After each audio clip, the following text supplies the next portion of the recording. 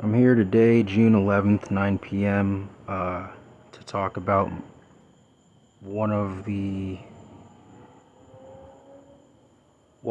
to make a case for one of my forecasting techniques for predictive mundane astrology. Now, before I get into that, I wanted to make a quick announcement.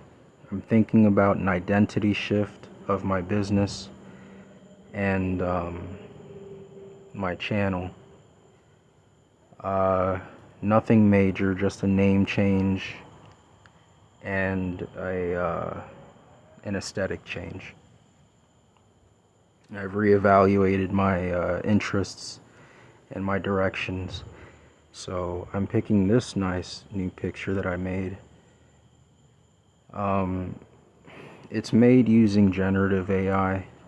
I have a problem with it ethically as much as anybody else does, and I have a problem with it from a utility standpoint. You'll notice that there are defects in this photo. There's the misspelling of astrology. There's the color bleaching or leaching and other defects. But it's only temporary, and it's only to give a nice idea of the direction I want to go. The name change is for personal reasons, and that's that. So, welcome to Blunt Quest Astrology. Anyway, we're going to talk about my forecasting technique, and we're going to talk about a case example for it to give it validation for future reasons.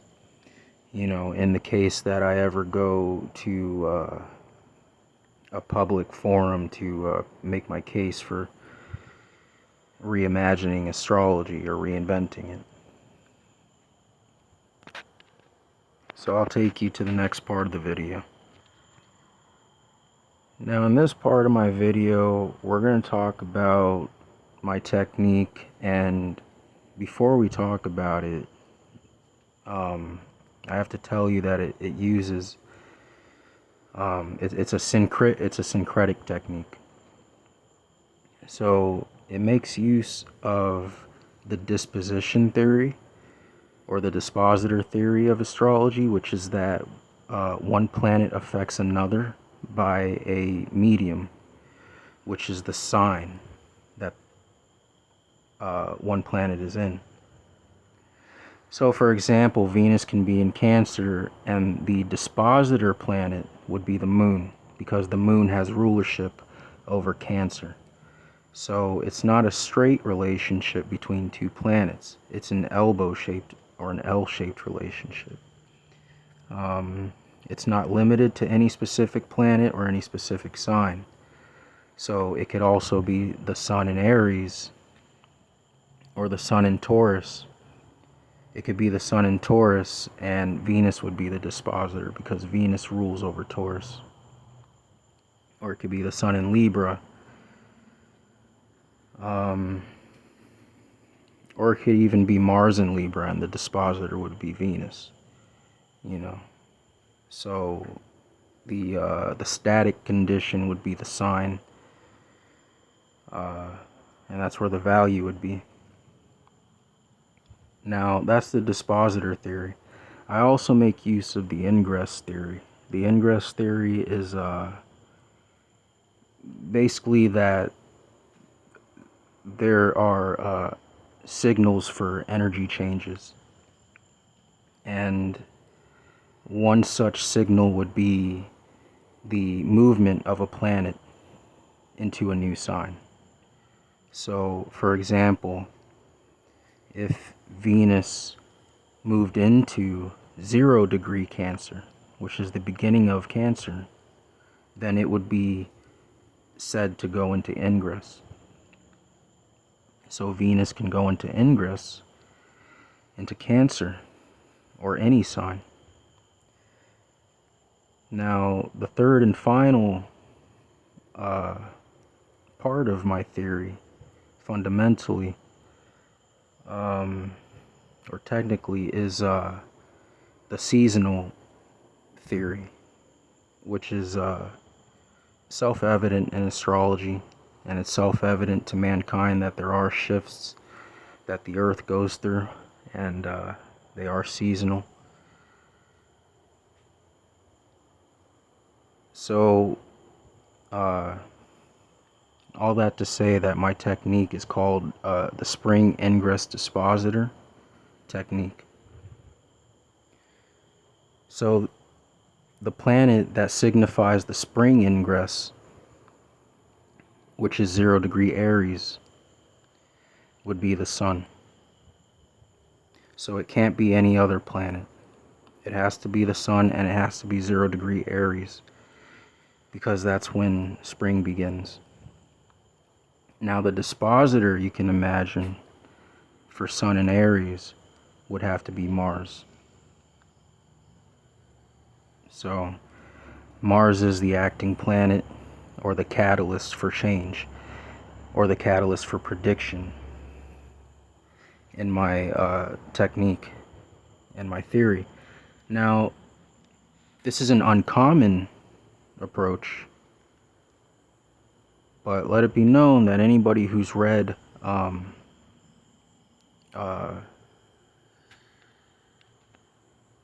William Lilly's Christian astrology, he does use the same fundamental style for predictions, except rather than using a dispositing planet like I do, he uses the spring ingress, the sun at 0 degree Aries, but he looks at the angles. He looks at the ascendant, the descendant, the medium coeli, and its opposite, to forecast the entire year. So this will bring me to my third part of the video, where I'll start to make a case for why Mars is a catalyst or an indicator for the yearly energy, and how it can be important to use in your forecasts. So this is the third part of my video. This is where I'm going to be showing you the chart of March 20th, which is day 1 of spring. You can see that the sun is at 0 degree Aries if you look to the left, and you can see that its dispositor is in Pisces at 14 degrees, and it's in a loose conjunction to Mercury. So this is important for a few reasons, and it would be too far afield to mention all the implications that this has. For example, the fact that Mars is culminating, that it's near to the 15th degree, which always indicates an energy thing. And but needless to say, we'll focus on how it relates to predicting the yearly forecast. So that's where Mars is. It's in a loose conjunction to Mercury, which was just moving prograde, and it's at 14 degree Pisces. So we'll talk a little bit about Pisces in the next part. So I wanted to talk to you about Mercury first, just so I could show you how Mercury switches up and how you can't expect the unexpected. And that's what Mercury does. So if you look here, here's a symbol of Mercury called a caduceus. Now, the one thing is clear. First, there's 3 main objects, and that means Trinity. So that means that there's a base, which is the column that supports and that's where balance is. And then there's the total opposites, which are black and white coded. And this is to symbolize, in one sense, in an esoteric sense, the relationship of Mercury to the moon. The moon is the weaving goddess, the planet of weaving. But then we see that Mercury carries over this responsibility. Why? Because the moon is the planet of reflection. The only planet that it can't reflect is itself. So it needs an intermediary. So Mercury takes on the responsibility of weaving. And if you have to question my logic or my reasoning, just remind yourself that the metal qualities of the planets. If you're new to occultism, you might not know. Silver is the metal that corresponds to the moon, and quicksilver is the metal that corresponds to Mercury. So one is semi-liquid silver and the other is pure silver. And this is how they relate. So when I say that the spring Ingress Dispositor, Mars in Pisces this year, is conjunct to Mercury, keep this in mind, that it is all about combinations, creative forces in the sense of combinations, flux and integration. And we'll see why this is important in the next part. So now with Pisces in the picture, we have an energy sign of energy. The symbol might not be apparent to people, but this is about bridging. This is about bridging the gap between two separate things. So this is the sign of the condition of compatibility, of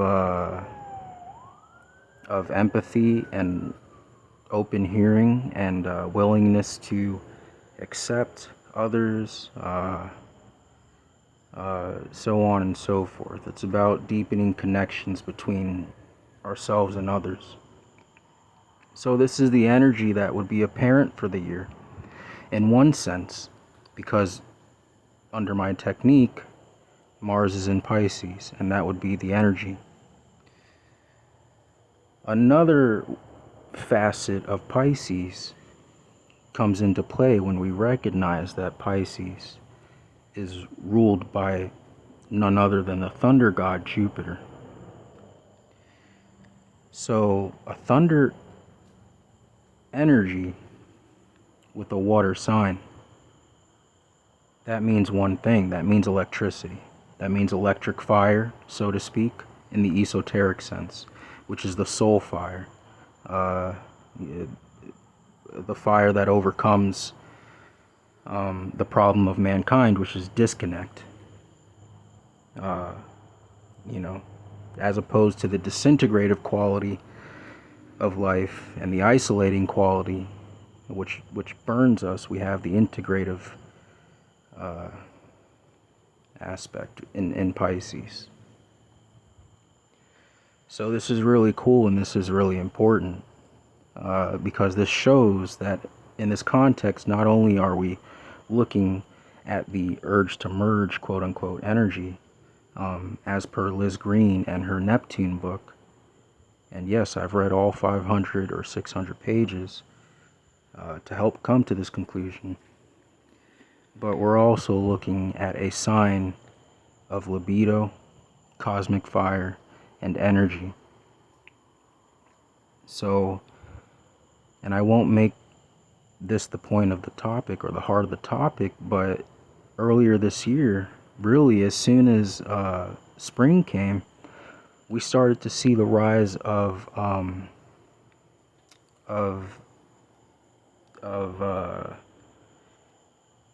anti-data center sentiments.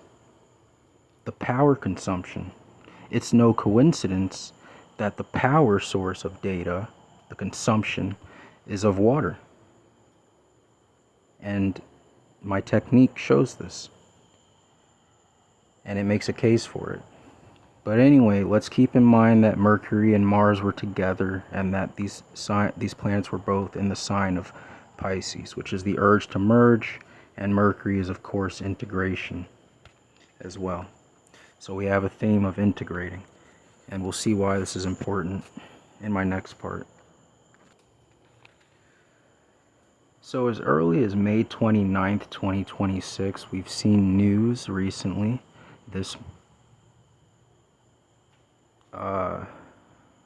that quote-unquote Congress is quietly moving to integrate U.S. and Israeli militaries.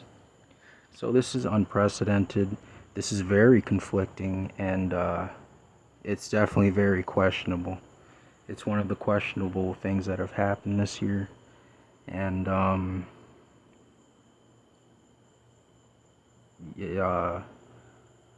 it can be frustrating to some, it can be dismissive to others, or dismissed by others, and but needless to say, it's all about two countries joining forces, and I made the case for this in my last two parts. So we'll go forward to the next part. Keep in mind the date, May 29th. Alright, so this is my final part. Here we are at May 29th, 2026, the date that article came out. So the important thing I want you to remember here is that Mars and Mercury were in 14 and 8 degree Pisces, respectively. So we have to look at the planets that are affecting that. Keep in mind that every event has its own chart. Hence why natal chart readings and theories work. You know, it's easy to remember, oh, I was born on this date, so, and my chart is relevant to me. But you might forget that an event has its own chart and its own energies that are fixed and that act as catalysts. So we have to look at the planets on May 29th to see what's going on. You might already notice one important thing. The sun. The sun is at 7 degree Gemini. So it's going to be in a square to its own dispositor, which was Mercury in Pisces. So not only is that going to act as a catalyst to do exactly what happened that day, which was Congress moving to merge these two countries' identities, but also that the sun was squaring the spring Ingress Dispositor, which is Mars, in Pisces, 14 degree. And it was moving into that square. That's a square formation that it made. So I was well aware, because I've been following this theory and technique and developing it for the last 3 years. I had already come to the conclusion that, of course, logically, the planets that aspect it will affect it. Planets of the same, or signs of the same modality, Gemini, Virgo, Sagittarius, which will all square or oppose it.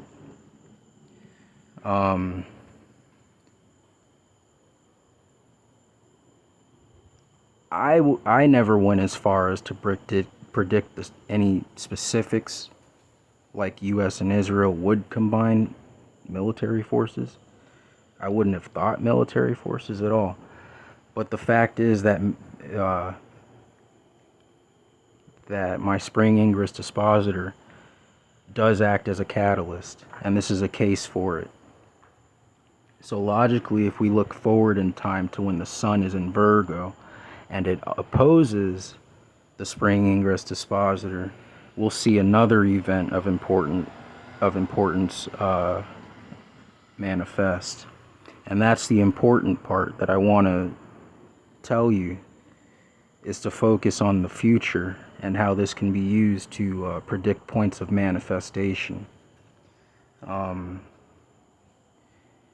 And I believe it makes an interesting case because it follows the archetype of Pisces, which is the urge to merge, libido energy, energy management, uh, um, and the other stuff, like just two countries merging identities. I mean, of course, it's within the realm of possibility on everybody's mind, because even as far as last year, we knew that the U.S. was starting to kiss up to Israel. So it doesn't surprise anybody, but the timing is what would be surprising to somebody who doesn't know astrology, and it's what's important here. So I'll stay on tabs with this like I have been, and I'll keep making videos, and we'll see when the sun's in Virgo this year what happens.